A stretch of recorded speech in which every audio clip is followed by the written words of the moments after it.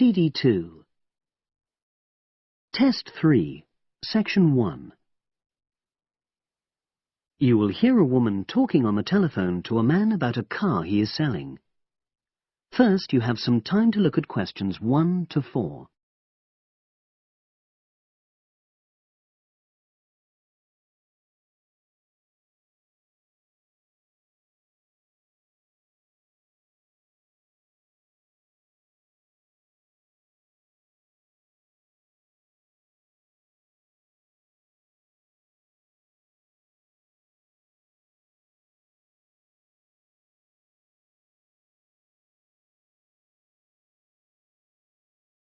You will see that there is an example which has been done for you. On this occasion only, the conversation relating to this will be played first.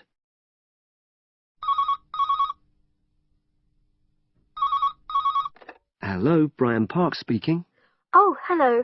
I'm calling about the advert in the paper. For the car? Yes, the Mini you've got advertised for sale. Oh, yes. I just wanted to find out a bit more information.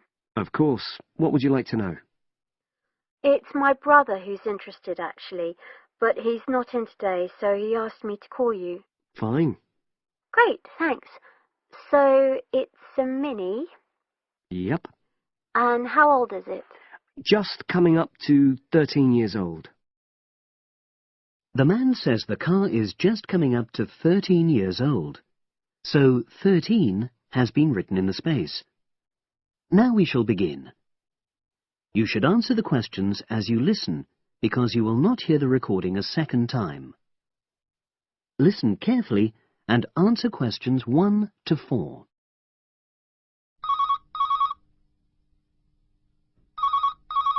Hello, Brian Park speaking. Oh, hello. I'm calling about the advert in the paper. For the car? Yes, the Mini you've got advertised for sale. Oh, yes. I just wanted to find out a bit more information. Of course. What would you like to know? It's my brother who's interested, actually, but he's not in today, so he asked me to call you. Fine. Great, thanks. So, it's a Mini, Yep. and how old is it? Just coming up to 13 years old. And I seem to remember from the ad that it's grey. That's it. Doesn't show the dirt. Absolutely. Anyway, the colour shouldn't be a problem for Jeff. You know, the important thing is the quality. Yes, of course. And what about mileage? With it being pretty old, it's probably over 100,000? Actually, it's 40,000 less than that. 62,000 on the clock. Great! I remember now. I'm confusing it with another ad I was looking at. Right. Pleasant surprise then. Yeah. Have you been the only owner, or was there a previous one? I'm the second one. Before, it was owned by a teacher who was a very careful driver. Didn't have any accidents. Very good. And what about you? What do you tend to use it for? I haven't used it all that much, mostly for shopping. You know the sort of thing. So not much wear and tear. I'll make a note of that. I know Jeff wanted me to check that. Right. Before you hear the rest of the conversation, you have some time to look at questions 5 to 10.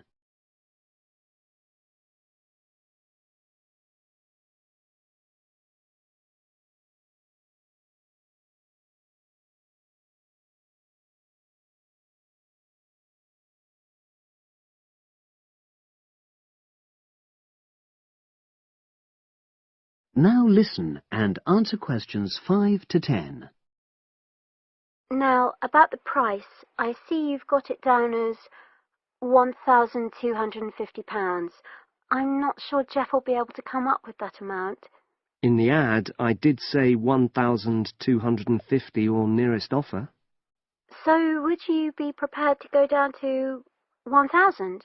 That's really too low, I'm afraid. 1,100? I might be able to go to that. Okay, I'll make a note of that. What about tax? Is it due soon? Got another 5 months before it's due. Oh, that's a real plus, yes. I'll make a note of that. Okay. Now, you say it's in good condition. For its age, I'd say yes, definitely. It's just been serviced and there were no major problems. Major. I'd be able to show you the service report. The only thing is, you'd have to get a new tyre in the near future. Though it's still okay, you know. It's certainly absolutely safe at the moment. Okay, fair enough. Yes, I understand. And the garage also mentioned that one headlight could probably do with replacing. They think there's a fault there, you know, intermittent. Well, we'd obviously look at all the documents, but that sounds very straightforward. Of course. I've got all the service documents up to date, and you can look at those. Well, it all sounds pretty good, and I know my brother will be interested, so would it be possible for him to see the car? He's back from his trip tomorrow, and away tonight, so how about tomorrow? Tomorrow? Wednesday? I'm afraid that's not possible. I'm out pretty much all day. Well, Thursday then? That'd be fine, yeah. In the morning? Yes, that'd suit me perfectly. Great. Now, you'll need my address. Oh, yes, of course. What is it? It's number 238. 238? London Road. Oh, that's easy enough. Yes, very straightforward.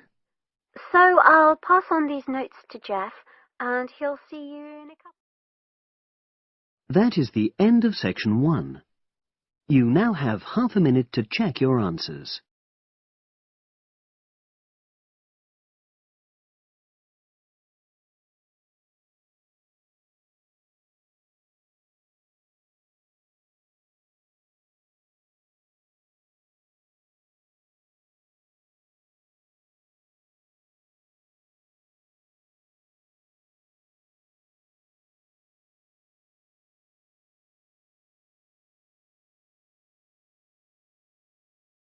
Now turn to section 2.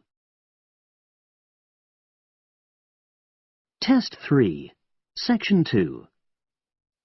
You will hear part of a podcast for visitors to the popular holiday region called the Treloar Valley. First, you have some time to look at questions 11 to 14.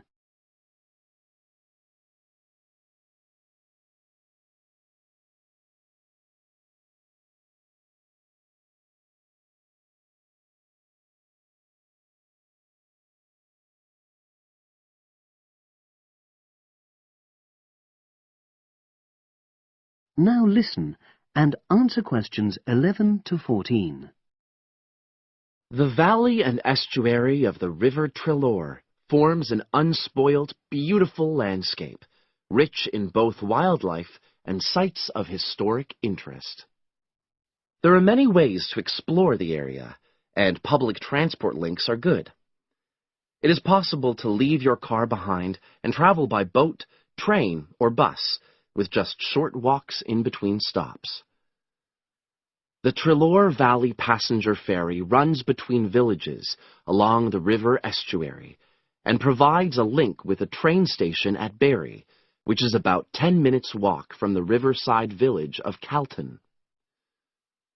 In the past, the river was the main form of transport in the area, and as in the past, today's ferry service operates according to nature. The river estuary is tidal, and so the ferry timetable differs from day to day, according to the times and height of the tide. The ferry is also seasonal, normally running between April and September, depending on the weather. A timetable for the whole year can be downloaded from the internet by visiting www.treloarferry.co.uk. If you just want to sit and relax and enjoy the lovely scenery, you can take a river cruise to Calton and back from the nearby city of Plymouth. In the past, steamships brought early tourists along the same route. Queen Victoria and her family enjoyed such a trip in 1856. The journey is quicker these days. The round trip takes between 4 and 5 hours, depending on tides and weather. If you prefer, you can travel upriver by boat and return to Plymouth by train. All cruise boats and trains have wheelchair access.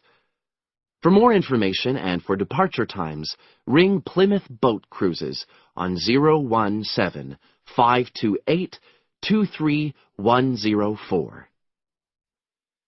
Trains run several times a day throughout the year between Calton and Plymouth, with various stops in between.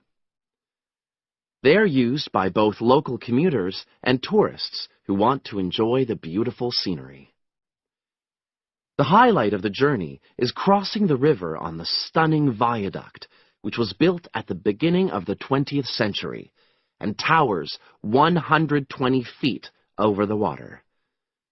It is unnecessary to book, and tickets can be bought on the train.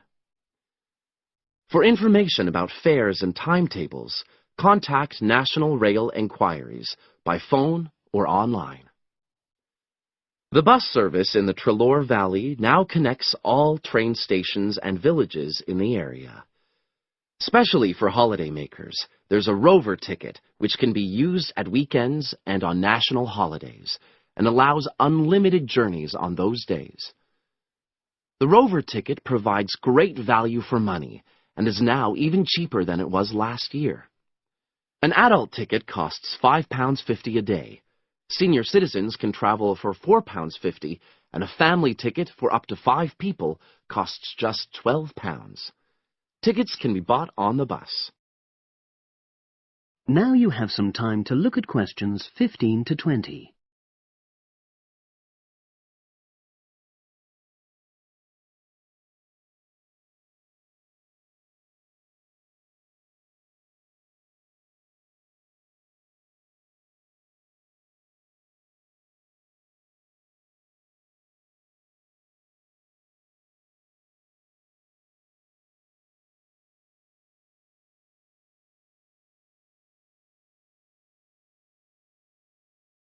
Now listen and answer questions 15 to 20.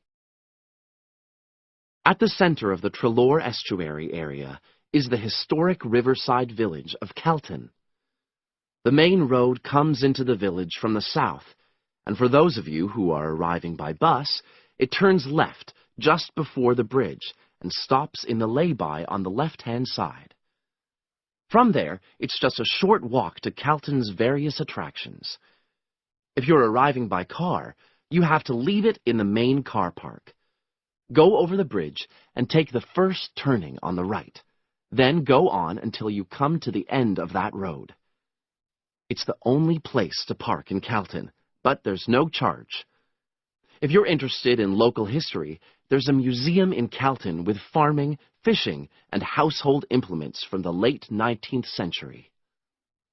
As you come in from the south, cross the river and go straight on the same road until you reach the end.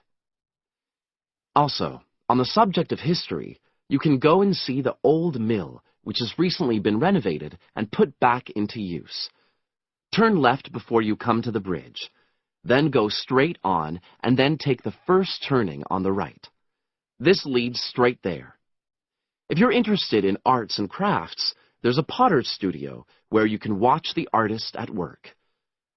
After crossing the bridge, turn left, and it's the second building on the left. Finally, when you feel in need of refreshments, there's a cafe opposite the old boathouse and a picnic area near the mill.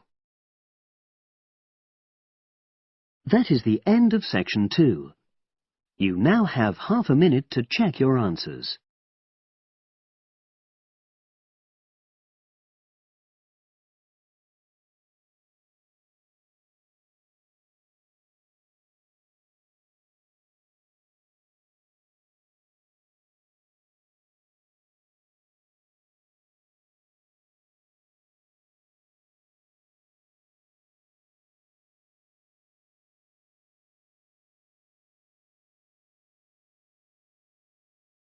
Now turn to section 3. Test 3, section 3. You will hear 2 geography students talking. An older student, called Howard, is giving advice to a younger student, called Joanne, on writing her dissertation. First, you have some time to look at questions 21 to 24.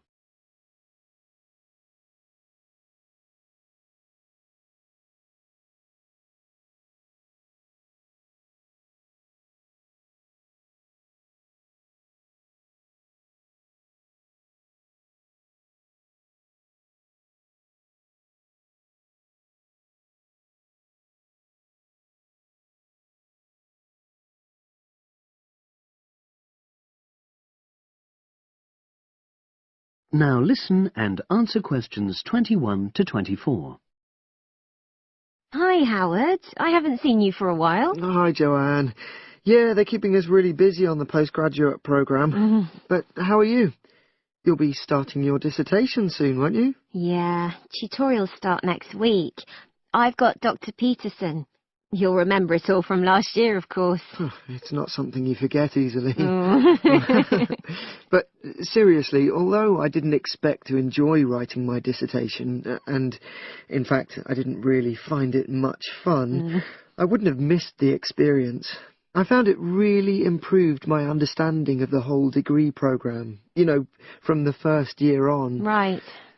So, what are you doing yours on? Glaciated landscapes. Although I haven't decided exactly what aspect yet. I did mine on climate systems, so I can't help you much, I'm afraid.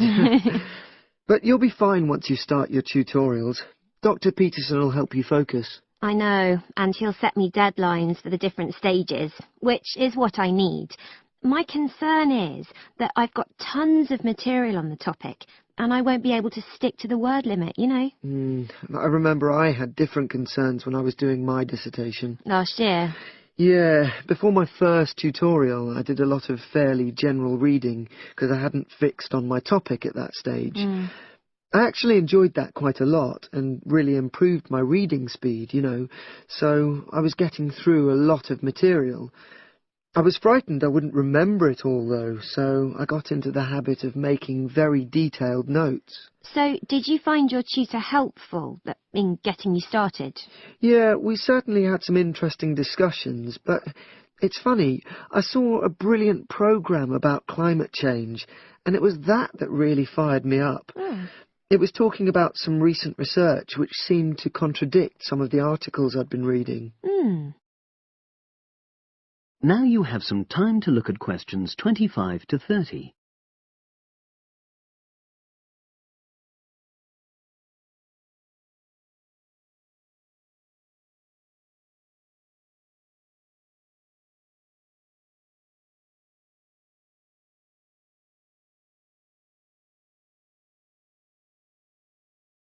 Now listen and answer questions 25 to 30. So you say your tutorials start next week? Yeah. Well, the first month's crucial. You've got to meet your tutor and decide on your focus, but don't become too dependent on him. You know, don't see him every week, only when you want to check something. Right. Once you've got the focus, you've got to get reading. It's helpful to look through the bibliographies for all the course modules relating to your topic, and get hold of any books you think you'll need. I haven't got much money. I mean, get the books from the library, far better. And I suppose I should prepare a detailed outline of the chapters? Yeah, absolutely. But don't feel you have to follow it slavishly. It's meant to be flexible. OK. Now, I'm someone who likes to get writing quickly. I can't just sit and read for a month. Not like me, then. But if that's what suits you, you know, your natural approach, then you really ought to start immediately and write the first chapter. Right. Now, Joanne, about the library, it's worthwhile getting on good terms with the staff. They aren't always helpful with undergraduates. I suppose they focus on postgrads more.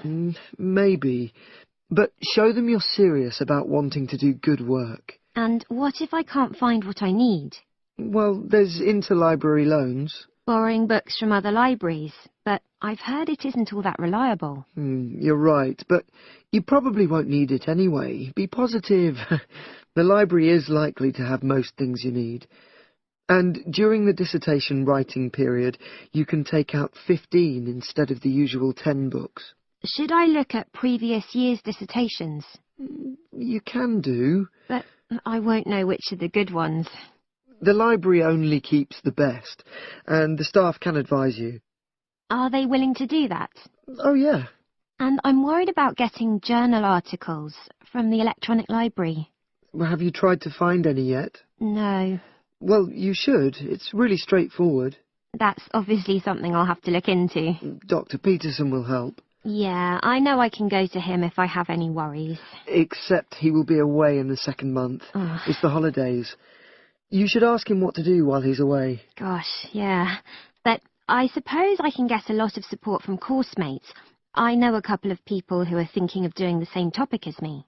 Take care. Collaboration can become dependency. I think you'd better see how that works out, what the people are like. You're probably right. About other reading, I suppose Dr. Peterson will recommend plenty of good articles to get me started. One thing I'd find out is what his attitude is to internet sources. Surely not in this day and age. I'd better get that sorted out right at the beginning. I would if I were you.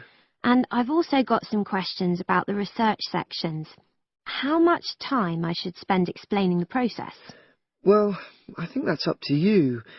You can see how it develops as you're writing. Okay. It's the same with things like time management. That's something a tutor can't really help you with. I agree. So, is there anything else you need me to go over? That is the end of section 3. You now have half a minute to check your answers.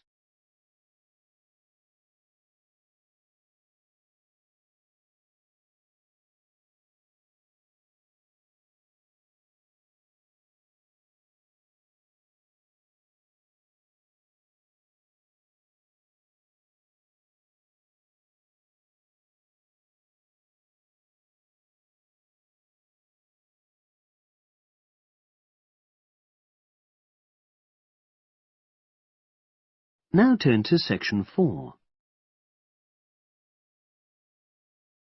Test 3, section 4.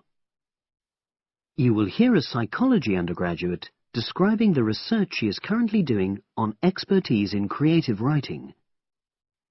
First, you have some time to look at questions 31 to 40.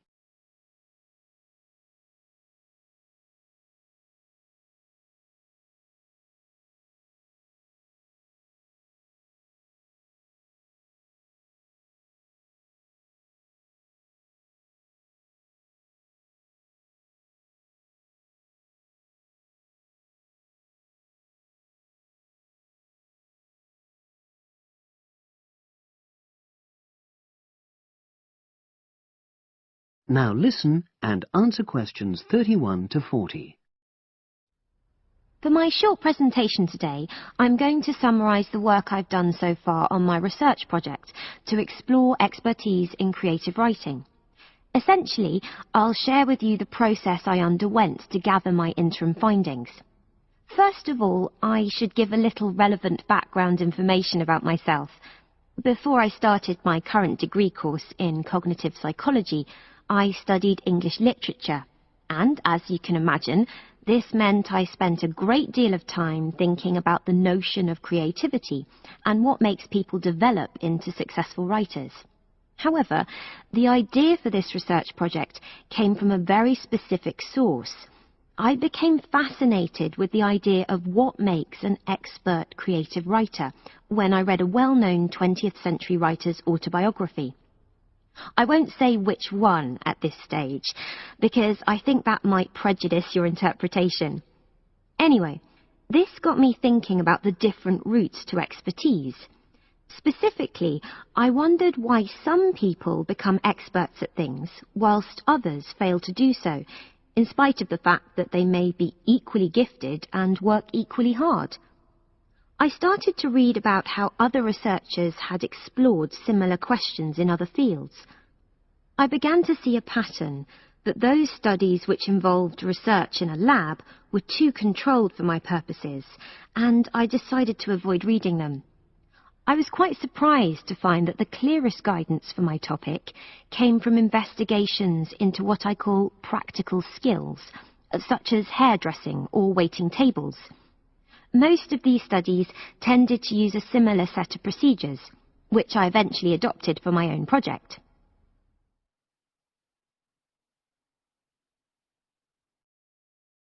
I'll now explain what these procedures were. I decided to compare what inexperienced writers do with what experienced writers do. In order to investigate this, I looked for 4 people whom I regarded as real novices in this field, which proved easy, perhaps unsurprisingly. It proved much harder to locate people with suitably extensive experience who were willing to take part in my study. I asked the first four to do a set writing task and, as they wrote, to talk into a tape recorder, a technique known as think aloud. This was in order to get experimental data. Whilst they were doing this, a research assistant recorded them using video. I thought it might be helpful for me in my transcriptions later on. I then asked 4 experienced writers to do exactly the same task. After this, I made a comparison between the 2 sets of data, and this helped me to produce a framework for analysis. In particular, I identified 5 major stages which all creative writers seem to go through when generating this genre of text. I think it was fairly effective, but still needs some work, so I intend to tighten this up later for use with subsequent datasets. I then wanted to see whether experienced writers were actually producing the better pieces of writing. So I asked an editor, an expert in reviewing creative writing, to decide which were the best pieces of writing. This person put the 8 pieces of work in order of quality, in rank order, and using his evaluations, I was then able to work out which sequence of the 5 stages seemed to lead to the best quality writing. Now, my findings are by no means conclusive at this point. I still have a long way to go, but if any of you have any questions, I'd be happy to answer them and go. That is the end of section 4. You now have half a minute to check your answers.